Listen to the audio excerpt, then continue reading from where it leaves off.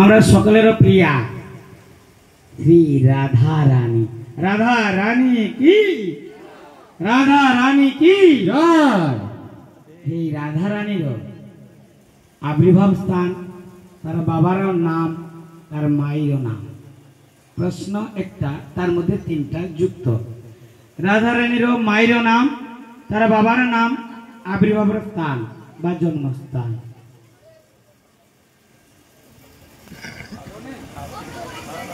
কি বলতে পারবে না? হরি বল। একটা হাত তুলেছে, দুটো হাত, সেই দুজনের মধ্যে দিন। বিশ্বভানু, কীর্তিদা সুন্দরী আর বর্ষণতে জন্ম। বিশ্বভানু, কীর্তিদা সুন্দর। তৃতীয়টা কি? বর্জরা, যেখানে কয়লা আছে। বর্জরা থেকে রাভে কোথায় চলে গেল? সঠিক উত্তর, হাত তালি দিয়ে উৎসাহিত করুন। মঞ্চাসন করবার জন্য অনুরোধ করছি। নামটা কি? নামটা বর্ণালী পাল। কি? বর্ণালী পাল। বর্ণালী পাল। অশোক তৃষ্ণা, তার থেকে হৃদয় দূরে পড়ল, লাস্টে অপরাধ হয়ে যায়। পতন্য কারণ, সে অপরাধ কত প্রকার এবং কি কি?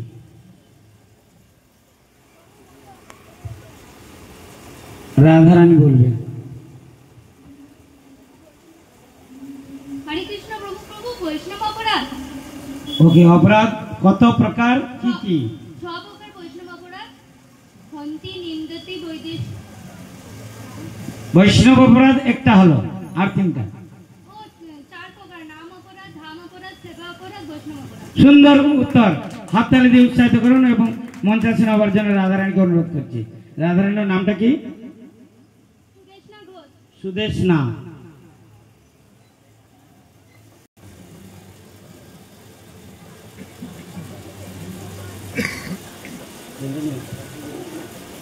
আমরা বাড়িতে খাই, মঠে আসলে বলি না খাই, এই প্রসাদ।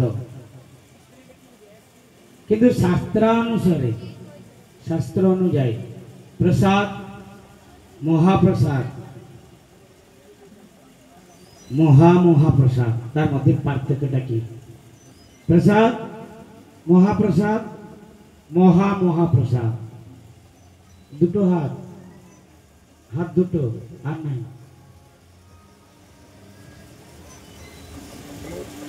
দিন, যে হাত তুলেছেন দিন।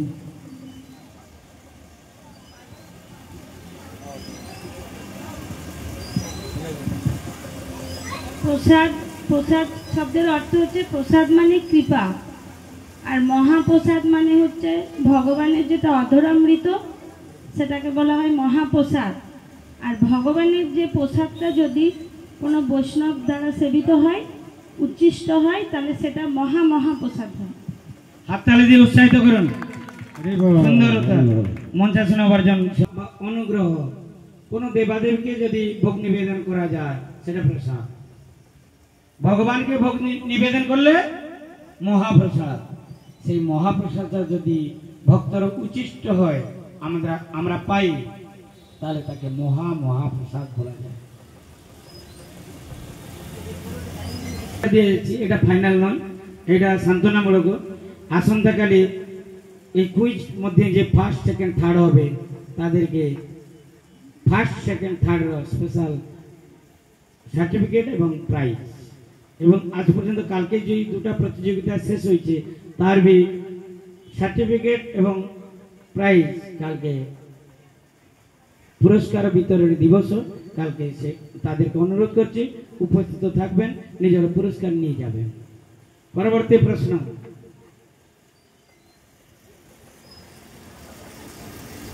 হরিদাস ঠাকুর বলি মহাভাগবত চৈতন্য ভাগবতে, চৈতন্য চৈতামৃতে তার নাম শুনি আমরা। হরিদাস ঠাকুর, তাকে যবন রাজা বলেছিল কাজীর পরামর্শ অনুযায়ী, কাজী তাকে পরামর্শ দিয়েছি, একে এইরকম শাস্তি দাও যেরকম কোন মুসলিম আর সাহস করবে না হিন্দুত্ব করবার জন্য। সেই রাজা কাজীর পরামর্শ অনুযায়ী একটু সরল করে হরিদাস ঠাকুরকে বলেছি, তুমি মুসলিমরা কলমা উচ্চারণ করো, নচেত তোমাকে দণ্ড শাস্তি দিয়া যাবে। হাতের দিন খণ্ড খণ্ড হয়ে যদি যাই মোর প্রাণ, তবু তো বদনে না ছাড়িব হরিনাম। অনুরোধ করছি পূর্ণিমা দিকে মঞ্চাসীন হবার জন্য, নিজের পুরস্কার এবং সার্টিফিকেট নেওয়ার জন্য। হাততালি দিন, উৎসাহিত করতে থাকুন।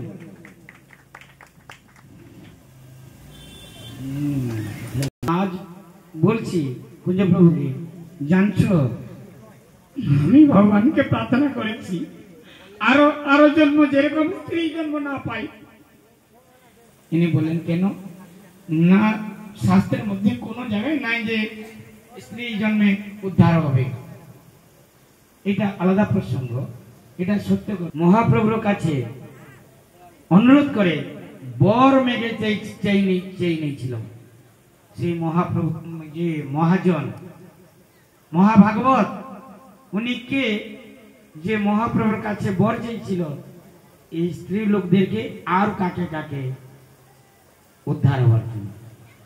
একটা হাত তোলা হয়েছে, দুটা হাত, তিনটা হাত, আরো হাত, চারটা হাত, চারটা হাত। বাচ্চাকে প্রথম দিন নামটা কি তার? শতাব্দী কুমার। কি সুকান্তি কুমারী? শতাব্দী কুমার। সুকান্তি তো? শতাব্দী কুমার। শতাব্দী কুমার। কুমার, ওকে, শতাব্দী কুমার। অদ্বৈত আচার্য। উত্তরটা বলো। অদ্বৈত অদ্বৈত আচার্য। আচার্য। বরটা কি ছিল? বর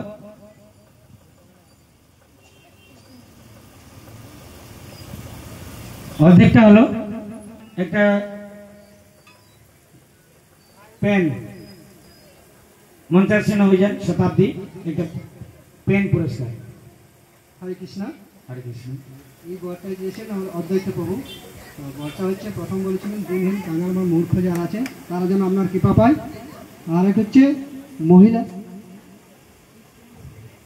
আর একটা হচ্ছে মহিলারা যেন এই নামের অধিকার পায় বা ভগবান সেবা যেন অধিকার পায়, সেই কৃপাটা করবে। ওকে, মহিলা। আরেকটা কি?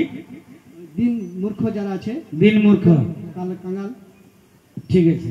একটা হচ্ছে, যদি প্রভু তুমি এই বর দেবা, স্ত্রী মূর্খ স্ত্রী শূদ্র মূর্খেরে আদি সে তাদেরকে দেবা। সুন্দর। আর কিছু পরেরটা হলো, আর সামান্য দিকে যে এলোমেলো হলো, বলবেন?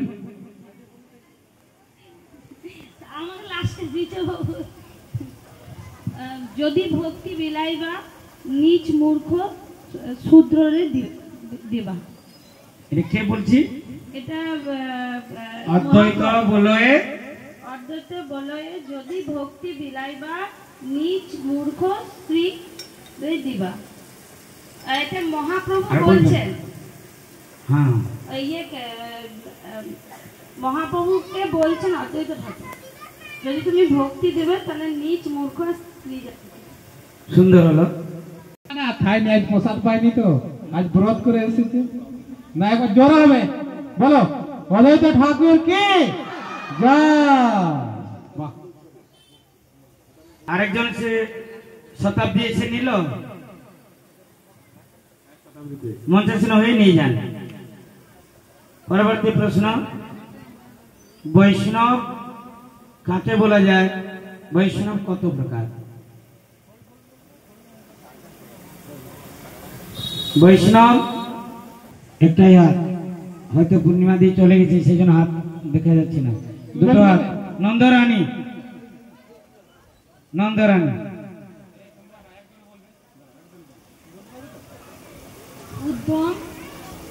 উত্তম, মধ্যম, কনিষ্ঠ। মনে করে করে বলি দিচ্ছি রে। তিনজন মিলে বলছে, তিনজন মিলে। হরি বল, তাও তো বললো। তাই বলেছে। নিজের পুরস্কারটা নিয়ে যা যাও। যা। আসো, বৈষ্ণব কাকে বলা যায়? এইটা বৈষ্ণব কত প্রকার, সেই উত্তরটা দিল। রাধারানী বলবেন? বলো। বিষ্ণু উপাসনা করে যিনি সে বৈষ্ণব। এটা জাগতিক উত্তর, যে শিবর উপাসনা করে শৈব, যে বিষ্ণুর উপাসনা করে বৈষ্ণব, যে শক্তির উপাসনা করে শাক্ত। কিন্তু আমরা বৈষ্ণব দর্শনে বৈষ্ণব কাকে বলা যায়? গৃহীত বিষ্ণু দীক্ষাকু বিষ্ণু পূজা পর নর বৈষ্ণব অভিহিত অভিজ্ঞই ইতর অস্মাৎ অবৈষ্ণব। মানে যথা শাস্ত্র মতে সদ্গুরুর নিকট গমন করিয়া দীক্ষা গ্রহণ করিয়া যিনি বিষ্ণু সেবায় রত থাকেন তাকে মানে ওনাকে মুনিগণ জ্ঞানীগণ বৈষ্ণব বলেন, আর বাকি সব অবৈষ্ণব। হাততালি দিন। হরি বল হরি বল। এটা পূর্ণ শাস্ত্রীয় পয়েন্ট হতো, শাস্ত্রীয় পয়েন্ট হতো। শাস্ত্র মতে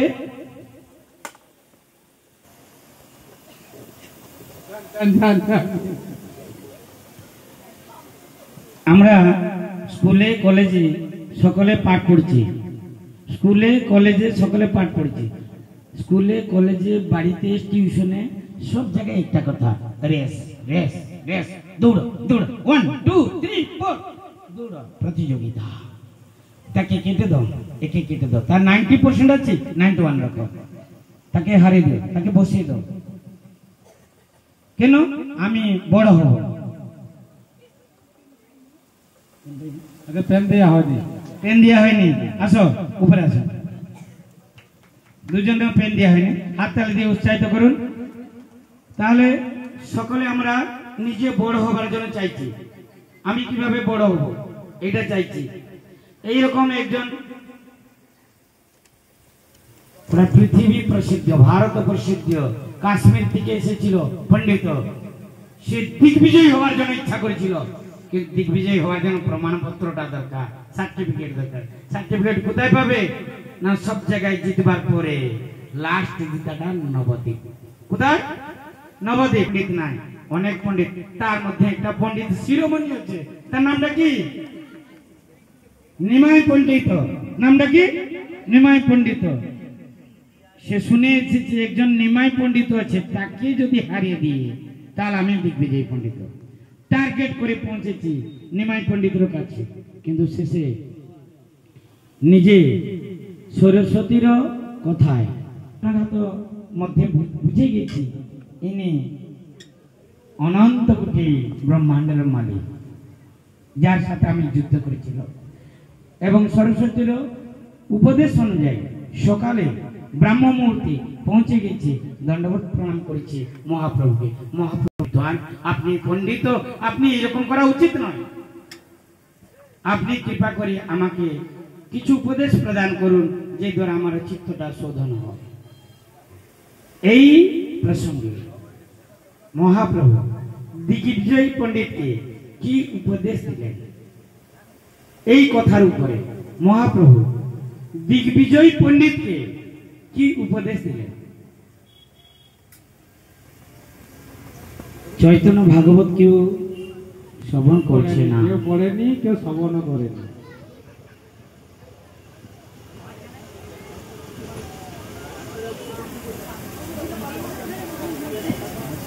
সেই সেই বিদ্যার ফল জানিও নিশ্চয়, কৃষ্ণ পাদ পদ্মে যার চিত্তবৃত্ত রয়। সেই সেই বিদ্যার ফল জানিয়ে নিশ্চয়, কৃষ্ণ পাদ পদ্মে যার চিত্তবৃত্ত রয়। হাততালি দিন। যদি যদি কৃষ্ণর পাদ পদ্মে মতিটা হলো, রতিটা হলো, তার তাকে বিদ্যা বলা যায়।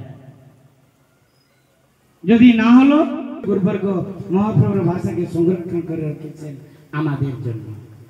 সুন্দর উত্তর মঞ্চাসীন হবেন সীমাদি, তার পুরস্কার নিয়ে যাবেন। পরবর্তী প্রশ্ন। হরে কৃষ্ণ। কীর্তনকারী ভক্তগণ, আপনারা তাড়াতাড়ি চলে আসুন। পালন করি, যারা করছেন তাদের চরণে প্রণাম, যারা করছেন না তাকে অনুরোধ করছি একাদশী করবেন। ব্রত মধ্যে সর্বশ্রেষ্ঠ ব্রত একাদশী ব্রত। একাদশী ব্রতের উদ্দেশ্য সংসিদ্ধি হরিতোষণ, ভক্তি হয়ে গেছে, খুশি করবার জন্য। একাদশী ব্রতে যেই নিয়ম আছে, নির্জলা করা উচিত না উচিত নয়, আমাদেরকে গৌড়ীয় গুরুবর্গ এই সম্বন্ধে কি শিক্ষা দিয়েছেন? একাদশী ব্রতে একাদশী তিথিতে অনুকল্পর বিধান শাস্ত্র সম্মত কি না? অনুকল্পর বিধান একাদশী ব্রতেতে শাস্ত্রসম্মত আছে কিনা, যেটা অনুকল্প আমরা পাই, সেটা তো একটাই হাত, একটাই হাত উঠছে আর নাই।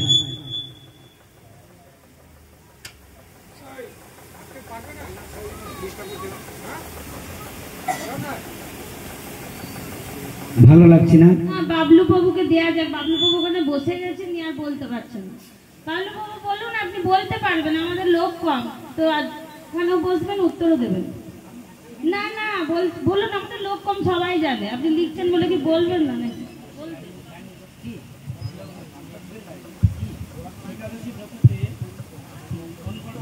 প্রভু, আপনি যেটা পারবেন হাত তুলবেন। আপনি লিখছেন বলে এমন না যে আপনি কম্পিটিশন থেকে বাদ আছেন।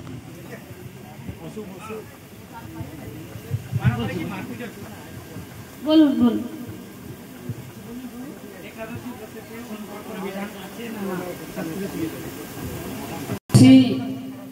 নির্জলা করা বিধান রয়েছে, কিন্তু অসমর্থ পক্ষে অনুকল্প নেওয়ার ব্যবস্থা শাস্ত্র সম্মত রয়েছে। সুন্দর উত্তর, হাততালি দিন।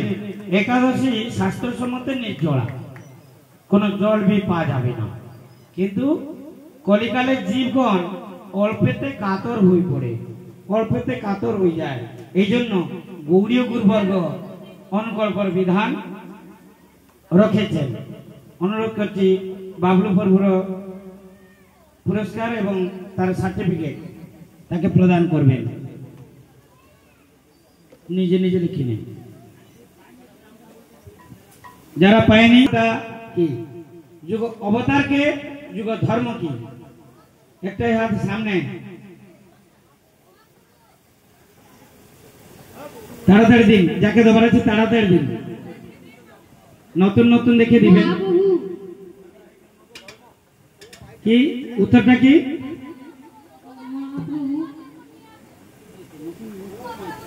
কলিযুগের যুগবতার মহাপ্রভু। এটা কে জিজ্ঞাসা করেছিল জানেন? সনাতন গোস্বামী কাশীতে জিজ্ঞাসা করেছি। মহাপ্রভু তাকে সম্বন্ধ অভিধেয় প্রয়োজন কথা বুঝাচ্ছেন। উনি বলছি যে আপনি তো ভালো বুঝালেন, আমাকে একটু কৃপা করে বলুন তো এই কলিযুগের যুগ অবতার যে 6 প্রকার সেই সম্বন্ধে বলেছেন। মহাপ্রভু বুঝালেন, সনাতন গোস্বামী ধরেছেন সেই যুগ অবতার কলিযুগে কে? এই তুমি মহাবদমাস, তুমি থাকো, আগে চলো। মহাপ্রভু নিজেকে লুকিয়ে রাখিলেন ছন্ন অবতার, এবং যুগ ধর্মটা হলো হরিনাম সংকীর্তন। তার সার্টিফিকেট যারা যদি পেন পেয়েছেন, সার্টিফিকেট পাইনি, কৃপা করে চলে আসুন, এখন নিয়ে যান 2 মিনিট মধ্যে। শ্রীমদ ভগবত গীতা শিশু শাস্ত্র, তার শ্লোক সংখ্যা কত? শ্রীমদ ভাগবতম মহাপুরাণ, প্রভু তার শ্লোক সংখ্যা কত? 700 কতটা? 700 শ্লোক। এটা শ্রীমদ ভগবত গীতা এবং শ্রীমদ ভাগবতম দুটার 18,000 কোনটা? শ্রীমদ ভগবত গীতা, সেটা মোটা তো। শ্রীমদ্ ভাগবত গীতা 700 শ্লোক আর সুন্দর উত্তর। শ্রীমদ ভগবত গীতা 700 শ্লোক এবং শ্রীমদ ভাগবতম মহাপুরাণ 18,000 শ্লোক। উপরে এসে নিজের প্রাইজটা নিয়ে যান। সার্টিফিকেট যার বাকি হচ্ছে নিয়ে যান। শেষ প্রশ্ন, কত প্রকার, কি কি? মদ কত প্রকার, কি কি? একটা হাত আসছে না, মদ বলতে পারবে না।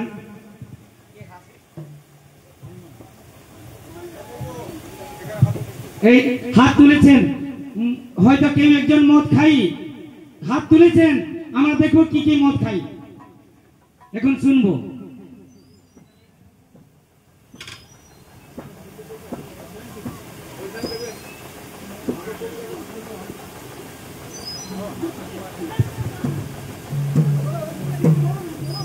ট্রান্সফার হয়েছে মাধব প্রভুকে। দিদি বলছিল, ওনাকে তো বলতে পারবেন না, আপনি বলুন, বলুন, যদি না বলেন দিদি আছে। মদ শব্দের অর্থ হচ্ছে অহংকার। তো তাই তো? তারপরে 4 প্রকার অহংকার হচ্ছে রূপের অহংকার, বিদ্যার অহংকার, কুলের অহংকার এবং বিদ্যার অহংকার, কুলের অহংকার, 3টা হলো। বলছি বিদ্যার অহংকার, কুলের অহংকার, ধনের অহংকার। ঠিক, হরে কৃষ্ণ। ধনের অহংকার। হরে কৃষ্ণ, সুন্দর উত্তর। হাততালি। শব্দের অর্থটা কি শুনলো আমরা? মদ শব্দের অর্থ সকলে বলুন। মদ শব্দের অর্থ তাহলে 4 প্রকার মদ। 1 নম্বর রূপ মদ, 1 নম্বর রূপ মদ। আমার রূপটা সুন্দর, এই কালো মালো এগুলো সব কি এটা অহংকার। কি অহংকার? রূপের অহংকার, রূপ মদ। দ্বিতীয় বর্ণ মদ, মানে আমি উচ্চ বর্ণে জন্মগ্রহণ করেছি। যখন ব্রাহ্মণ রাস্তায় যায় কিভাবে যায়? কেন? চুপচাপ চোখটাকে তেড়া করে দেখে এই লোকটা যাচ্ছি, আমাকে প্রণাম করছি না না। যদি প্রণাম করে তখন মুখটাকে তুলে হাসে এবং হাতটাকে তুলিয়ে দিয়ে হাতটাকে জুড়ে না, কারণ ভিতরে আছে মদ। কি মদ? বর্ণ মদ। ভিতরে আছে বর্ণ মদ, বর্ণর অহংকার। আমার কাছে এরকম কথা বলছো, জানো কি করতে পারে, জানো কি করতে পারে তোমাকে। এই যে ভাষাটা ভিতরে আছে আর কিছু মদ। কি মদ? সম্পদ মদ, ধনর মদ। আমি উড়িয়ে দিতে পারি, তুলে দিতে পারি, এটা ভেঙে দিতে পারি। এই যে ভাষাগুলো বেড়ে সম্পদ মদ। আর একটা